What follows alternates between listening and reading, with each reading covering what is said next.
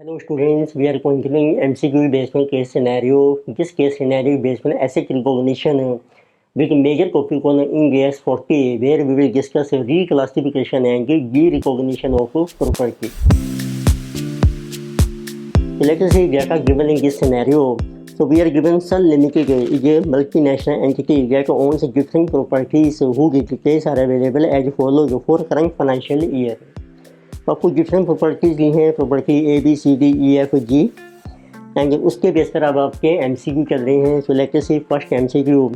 So what will be the accounting treatment of property A during current financial year ending 31 March. तो first हम discuss करते हैं property ए. Property ए में देखो data mention किया है. So it was acquired on 1 April of current financial year for ₹750,000 to be used for its business purpose with estimated life of 10 years. On 31st March ending current financial year, its fair value estimated at 8 lakhs. अपने purchase किया है 750 की. 31st मार्च को इसकी fair value है 8 lakhs.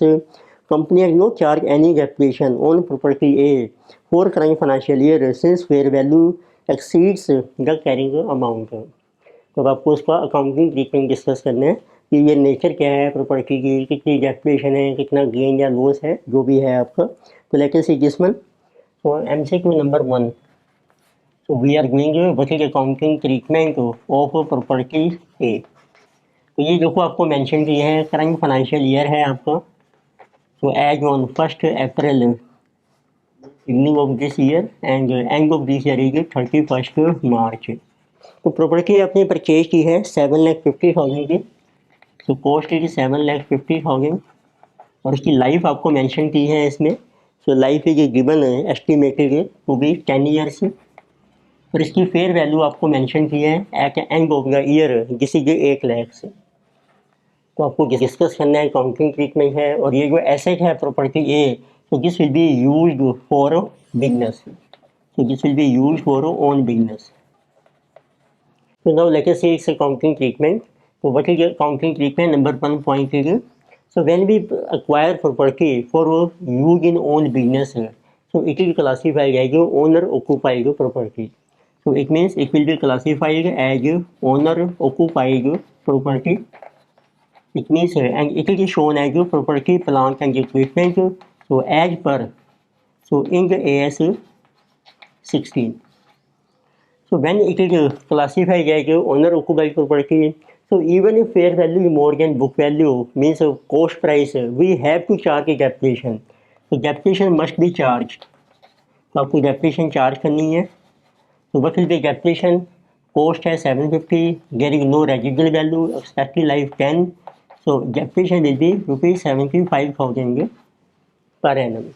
So what will be book value at end? Book value at end. So this will be 750 minus 75. So this will be rupees. This is 675,000. तो since fair value मोर तो आप इसको revalue भी कर सकते हैं because this owner occupied property. So there will be revaluation gain जिसको आपने ट्रांसफर करना है रिवैल्यूएशन रिजर्व में as other comprehensive income. How much amount है 8 minus 675. Fair value more so this will be ₹1,25,000. और कैरिंग अमाउंट अब आपका रह जाएगा बुक्स में ₹8 lakhs. So now you can see which option is correct in this case. So our answer is option number B is correct.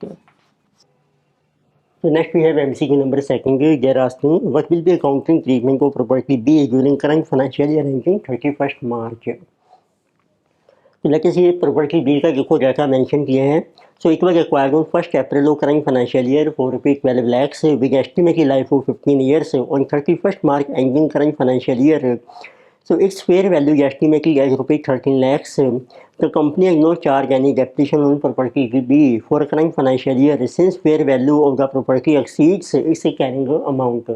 The company exploring the opportunity to sell property B if it gets reasonable consideration. Till the time it is not sold, the company has rented the property. तो देखो property B है, आपने purchase की है, life दी है, depreciation आपने charge नहीं की, फेयर वैल्यू की मोर. बट अब आपकी इंटेंशन है इसको सेल करना है and till it is not sold it has been rented. उसको आपने रेंट पे दे दिया है. तो इट मीन्स फर्स्ट पॉइंट तो ये है प्रॉपर्टी बी आपको मेंशन की है करंट फाइनेंशियल ईयर है आपका. सो ऑन 1 अप्रैल जो परचेज उसकी कॉस्ट आपको मेंशन की है जिसकी 12 lakhs and life is 15 year. Fair value is given at the end of this year 31st March. This is 13 lakh. So basic rule is तो आपको depreciation चार्ज करनी है. So what will be depreciation to be charged? This will be 12 lakh over life. It will be 15 years. So this will be 80,000. Then you get a WBB at the end of year. So 12 minus 80, 11 lakh 20,000. अब आपको देखना है कि what type of property this है. तो जब तक ये सेल नहीं होगी प्रॉपर्टी तो उसको आपने रेंट पे दे दिया है. So when it is rented out, तो इनिशियली जब परचेज की थी आपने तो इट मीन्स वो थे आपकी प्रॉपर्टी प्लांट के इक्विपमेंट, तो अब आपने इसको रेंट पे दे दिया है. So this will be reclassified. इसको आप रिक्लासीफाई कीजिए from property plant and equipment to investment property. अभी आपकी इन्वेस्टमेंट प्रॉपर्टी मानी जाएगी because this has been given on a rent or on, we can say on a lease, and this lease is called operating lease. तो इसमें accounting treatment क्या है कि ये इन्वेस्टमेंट प्रॉपर्टी मानी जाएगी. तो हम इन्वेस्टमेंट प्रॉपर्टी को हम वैल्यू करते हैं जिसकी वैल्यू एट कॉस्ट. तो इट मीन्स अब इसकी जो बुक वैल्यू है तो आपने 1120 के ऊपर इसको वैल्यू करना है. डेप्रिसिएशन आपने चार्ज करके नहीं 80,000, इसको रिवैल्यू नहीं करेंगे हम, इसकी फेयर वैल्यू पे मीन नो रिवैल्यूएशन गेन और loss will arise. Now you can see which option is correct. So answer is option number C. Next is MCQ number 3. So how should the property C which is land be classified in the books of Sun limited as at 31st March ending current financial year. तो देखते हैं property सी का आपको data mention किए हैं. Sun Limited acquired land for ₹20 lakhs on 1st April of current financial year, whose future use was not determined as at 31st March ending current financial year. अब इसका एक रूल है कि अब आपने एक लैंड परचेज की है, लैंड इज परचेज, और इट्स यूज अब किस पर्पज के लिए इसको यूज करेंगे. Use is not determined by the end of current financial year. Means आपको श्योर नहीं है कि whether it will B building will be constructed या आप इसको रेंट पे करेंगे. तो उस केस में जब आपको कोई यूज डिटरमिन नहीं है आपका, then it will be classified as a investment to property. तो एज पर इंड AS 40 आपका रूल है कि इसको आपने क्लासीफाई करना है एज इन्वेस्टमेंट टू प्रॉपर्टी और इसको हम वैल्यू करेंगे at cost. And since it is only land so therefore no depreciation will be charge, और कोई डेप्रिसिएशन भी चार्ज आपकी नहीं होगी. तो now you can see which option is correct. Answer is option A is correct. Next we have MCQ number 4. So how should the property be classified by Sun Limited in इस financial statements as at 31st March ending current financial year. Property D का जो data दिया है. Sun Limited acquired land property for ₹25 lakhs on 1st April of current financial year.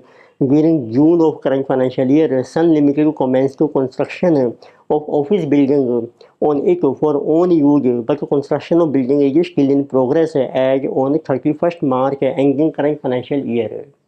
इसमें जो यही mention किया है करंट फाइनेंशियल ईयर है आपका.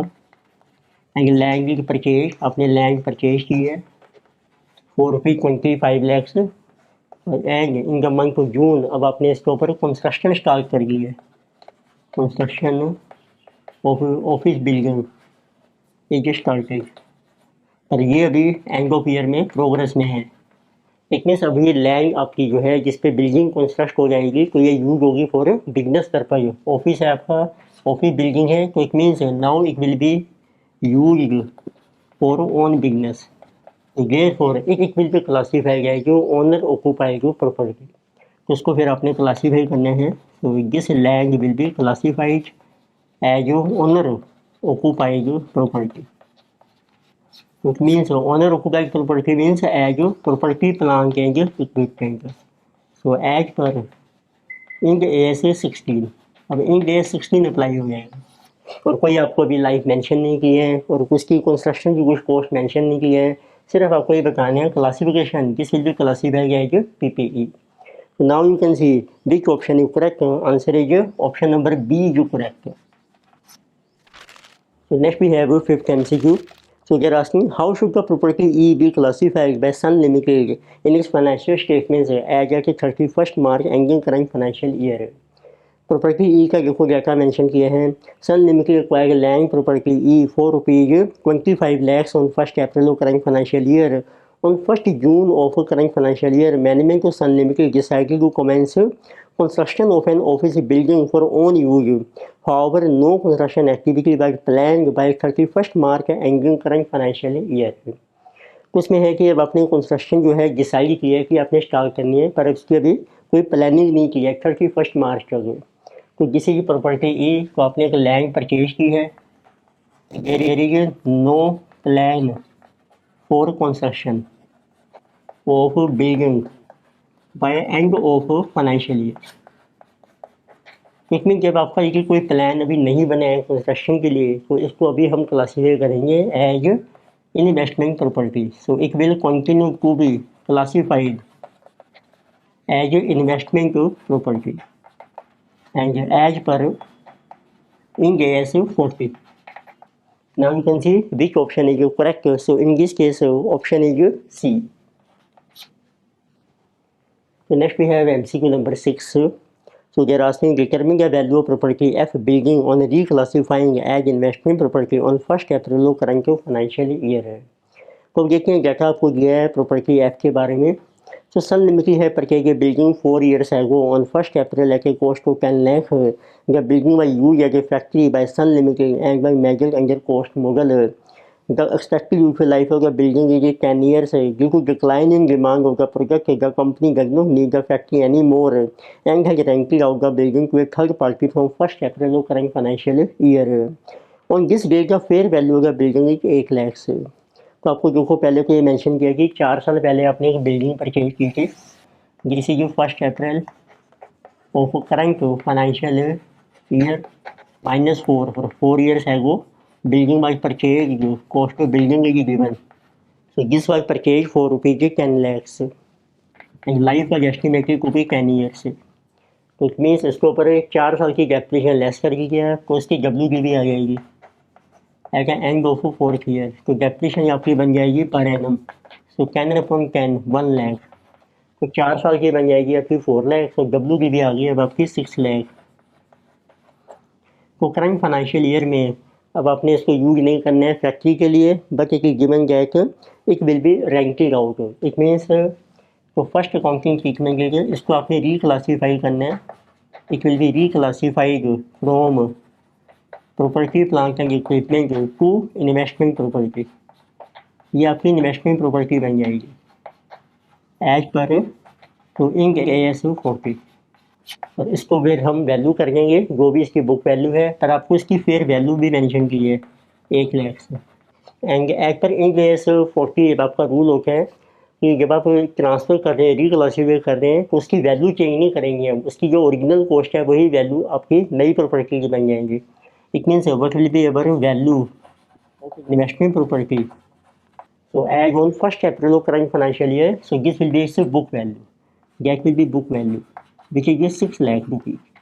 So now you can see which option is correct. So in this case, answer is option A. Next we have 7th MCQ. So they are asking, will there be a change in the carrying amount of property F resulting from any change in the use of investment property? तो अब देखिए property F जो है, तो पहले ये आपकी reclassify हो रही है, जिसे ये from property plant and equipment to investment to property. It means जिस अगर चेंज इन यूज, आपका जो यूज है वो चेंज हो रहा है।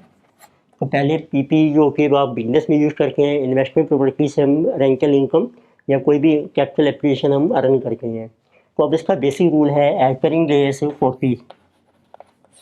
जब आपका चेंज हो रहा है यूज में from PPE to investment property और to inventory, in this that case value is not change. उसकी वैल्यू आपने चेंज नहीं करनी है।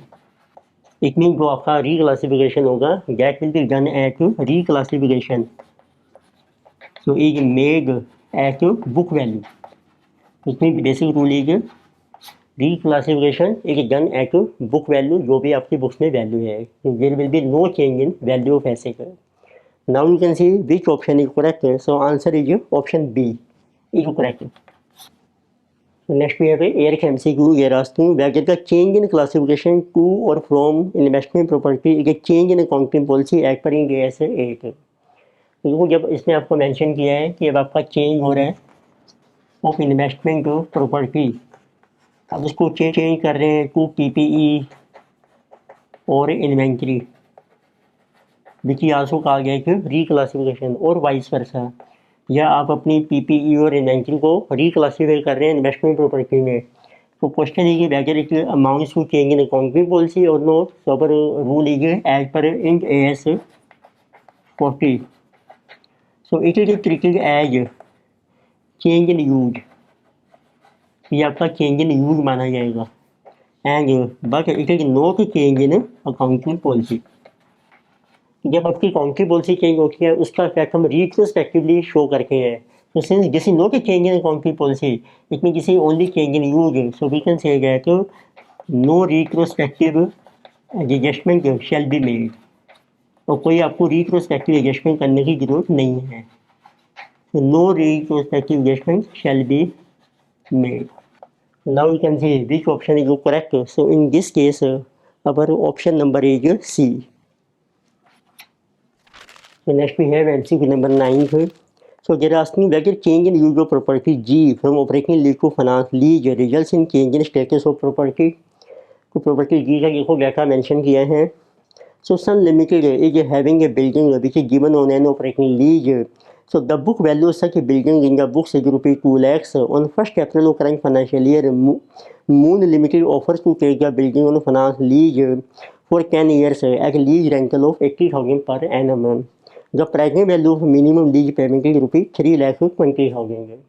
तो देखो आपको मेंशन किया है प्रेजेंटली प्रॉपर्टी जी है ये आपकी। तो सन लिमिटेड जो है given this property G on operating lease, तो this is on operating lease. It means it is classified as presently as investment to property. जब आप ऑपरेटिंग लीज पर देखते हैं उससे आपको रेंटल इनकम मिलती है, so it is called investment property as per Ind AS 40। Now this is given on finance lease. तो आपको एक कंपनी ने ऑफर किया है, moon limited offers to take the building on finance lease. तो जब आप फाइनेंस लीज पे कह रहे हैं तो ये आपका चेंज इन यूज बन जाएगा and this is our change in use. Change in use means अब आपको रेंटल इनकम नहीं अर्न होगी, आपको इंस्टॉलमेंट मिलेगी जो आपकी रिकवरी मानी जाएगी of cost of asset together with interest income. तो इट मीन जब चेंज इन यूज है so this is treated as disposal, तो एक तरीके से डिस्पोजल माना जाएगा ऑफ इन्वेस्टमेंट प्रॉपर्टी। और एक आपकी बुक्स में जो लीज का रैंक आपको मिलेगा, लीज पेमेंट, वो आपकी लीज रिसीवेबल बन जाएगी। It mean it is treated as sale of investment property from operating lease when it is converted to finance lease. So now you can see which option is correct. So answer is option B. So next we have 10th MCQ. So they are asking determine the gain or loss on reclassification of property G from operating lease to finance lease in current financial year. तो आप देखिए operating lease जो है उसकी book value दी है building की रुपये 2 lakhs है, और जो अब आपको फाइनेंस लीज का आपको इंस्टॉलमेंट मिलेगी उसकी प्रेजेंट वैल्यू आपको दी है जिसकी 3,20,000 है। तो आपकी कोई एंट्री बन जाएगी लीज रिसीवेबल अकाउंट डेबिटेड। अब जो आपकी प्रॉपर्टी है वो बन गई है PPE this is against finance lease, it mean category PPE to investment property.